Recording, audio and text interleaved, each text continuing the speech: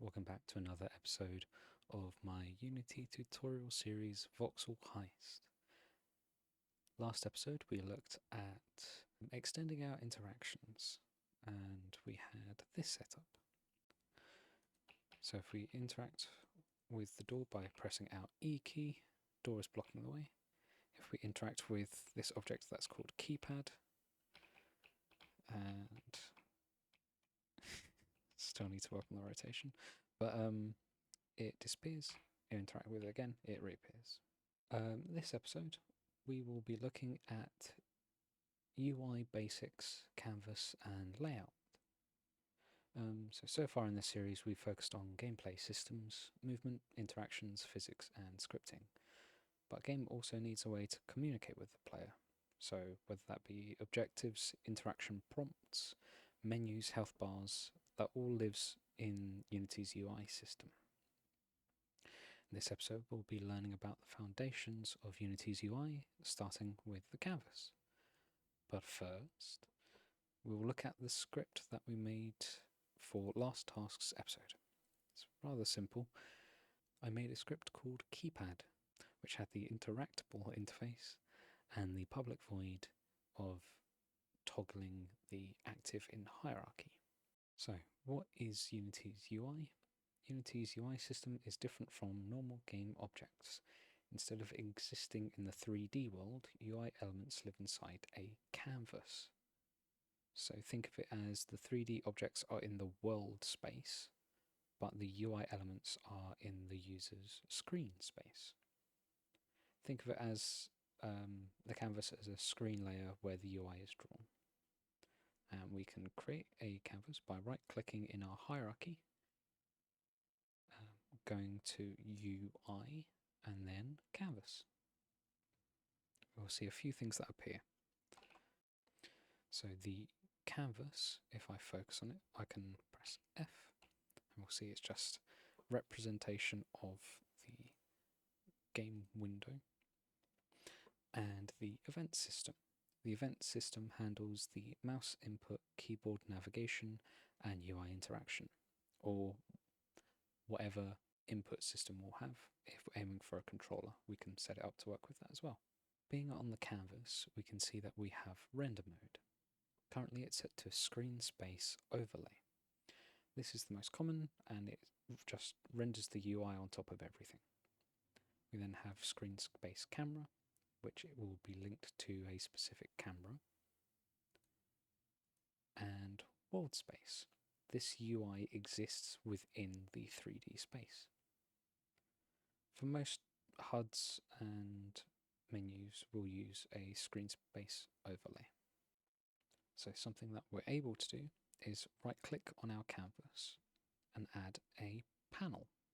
This is sort of a good way to keep things organized within the hierarchy and also helps in terms of anchoring where we want specific things to appear. So you can see that with the panel, we can see that it is just filling up our screen space. If I delete the background, you can see how it has slight transparency and it actually has rounded edges, but with the resolution as high as it is, you're not really able to tell.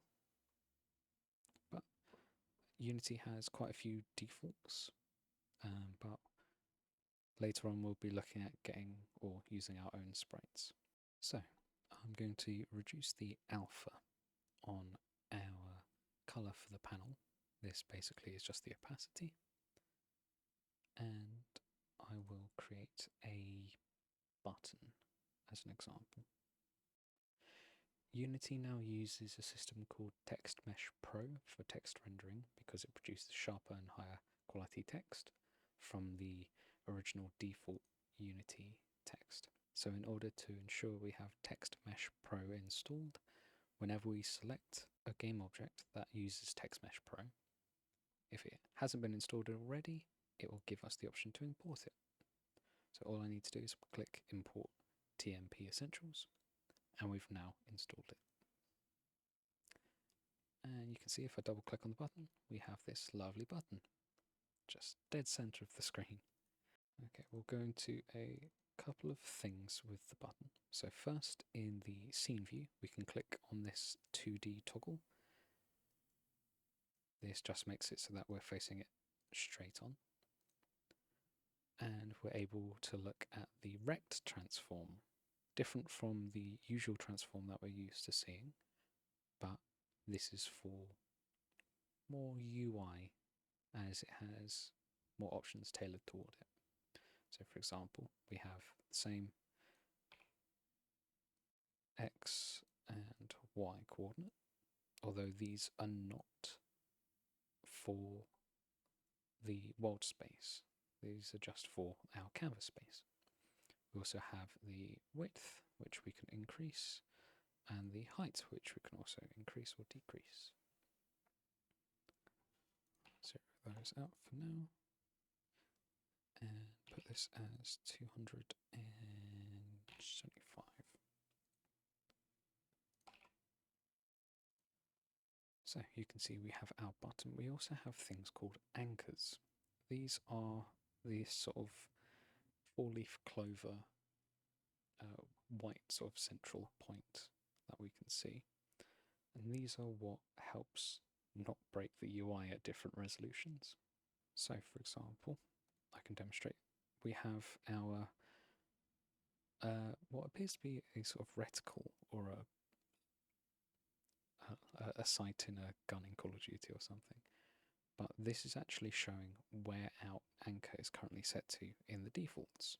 We can click on this and we'll see there are lots of options. So for example, I know a few shortcuts that I tend to use just normally, which are Alt and Shift. You'll see how these affect the different things. So Alt will also set its position when setting the new anchor, and Shift will also set its pivot. So one of my go-tos is Alt and Shift and click the bottom right. This will make sure it stretches to the entirety of the screen. And you can see that the anchors have been set to the minimums and maximums. When I say minimums and maximums, I'll say manually we can do 0 minimum on the X and 0 minimum on the Y. And you'll see how it's kind of moved down to this bottom left region. If we did 1 and 1, you'll see it's maxed out. But the button hasn't moved as it hasn't also updated the values. So as an example of it at different resolutions, I will set it to the bottom using Shift and Alt. You can see how the position is still zeroed out because it is now anchored to the bottom. So if I demonstrate this by going to the game, you can see we actually have a few different aspect ratios that we can view our game in. And we can see how this changes the UI based upon its resolution. But you see how it will always be just stuck to the bottom of our screen.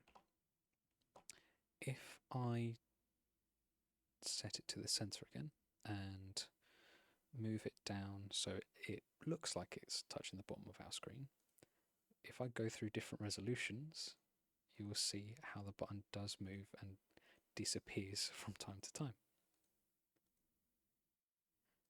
So that is why we can anchor things, as it will constantly be where it is assigned to. But I think for now, I'm just going to set it to the bottom right using Shift and Alt and giving it a bit of a margin by adding 10 on the X and 10 on the Y just to move it into the center a bit. I will also add a new panel, turn off its image and add some text. So going to UI and just normal text, TextMeshRenderer. I'll set this to the top left. This is what the text for TextMeshPro looks like. It has a lot of different features, but we'll slowly get through to some useful ones. So obviously we have the actual text input, which I'll set to objective, open the door. And if I switch to back to the scene, you can see how our text box is actually this yellow box here, but it's overflowing. The yellow text box is good to visualize, especially on the development end, as we have the option to actually auto-size our text. This is good because in terms of scaling UI, we want to make sure it is visible to the reader, but we're also able to increase the actual text box size as well. So for example, our width, you can see how it actually does scale the text as well, and our height to allow for as big as text as we would require. We also have quite a few typical text or font styles, so we have the ability to make it bold, italicized, underlined, or stricken through, along with lowercase, uppercase, or small caps. We can change the colour of our text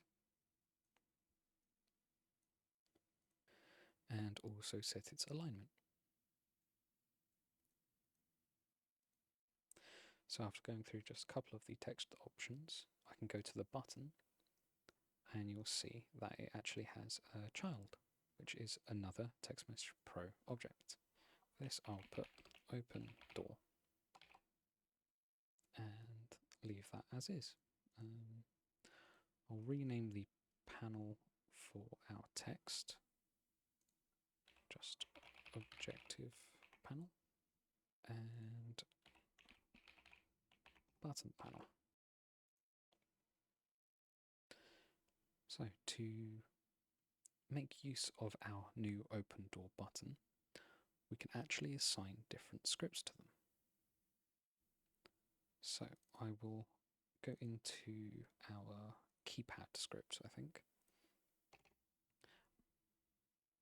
And in theory, we should actually be able to use this same function. So if I go to our button, and in the box at the bottom for the component button, we have on click, where it's currently not doing anything as the list is empty. We can do a plus sign and actually drag our keypad onto there and search for a function. So I will be making a new function, open door button, and we will just do run interact as we want to do, as we want the same thing to happen.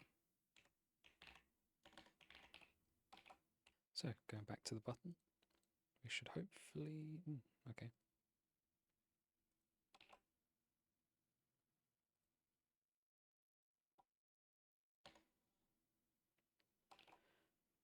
Okay, to test this, I will remove the interface and go back to button.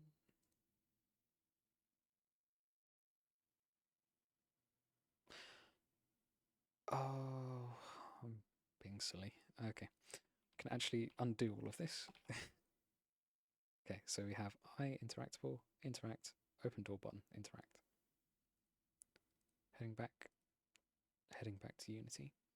Rather than dragging the script on from our assets folder, we need to drag something that is actually within our game world, for example, the actual keypad itself. Now through this, we can get the keypad script and assign either interact or open door button. So if I now load up the game and click open door, you will see it has the exact same effect as if we were to walk up and interact with the keypad ourselves. So this is me pressing E on my keyboard, this is me pressing the open door button. We're also able to reference our TextMeshPro text objects from within scripts. Firstly, what we need to do is add another using. This will be using TMPro, capital T, M and P. We can then grab public TextMeshPro new GUI, and I'll call this objective text. I'm going to add a new function quickly called update objective text. However, this won't take in any text, and we will do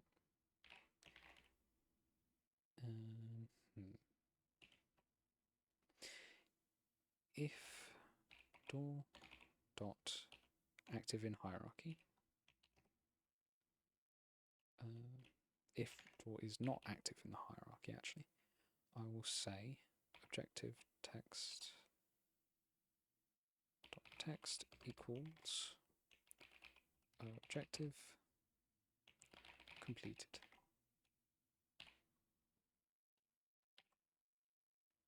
And after interact is run with, I'll do update objective text, and yeah, just do an else there. So the logic for this is we will press the button on our UI which will run interact. Interact will debug tell us that the keypad has been interacted with, which one can actually remove, as we now have the on-screen button also being an option. We will set the door to its opposite state, so if it is false it will become true. If it is active, it will become inactive, and then it will update the objective text based upon the alternative, or again the opposite again. So let's say the door is active, we'll set the door inactive and update the objective text. So if the door is false, so the door is inactive, this will run, as again it's the opposite, so it will be objective completed. Else, so if the door is blocking our path, it will be objective open the door.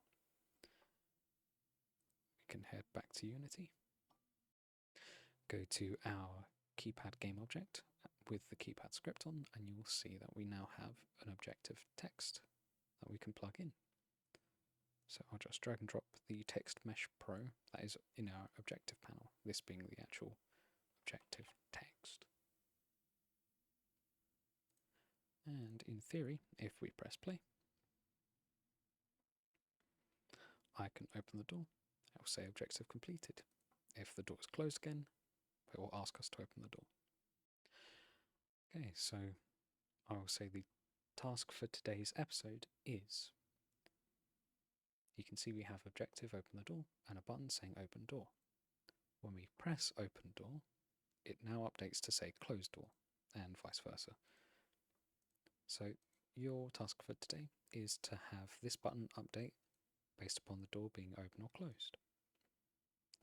Hopefully it shouldn't be too difficult, as we have essentially gone over how to do it already. Yeah, thank you for watching. Next episode we'll be looking at more deeper TextMeshPro and dynamic UI. So, like I said, thank you so much for watching. Be sure to like and subscribe, and check out the links in the description down below. And we'll see you next week. Bye.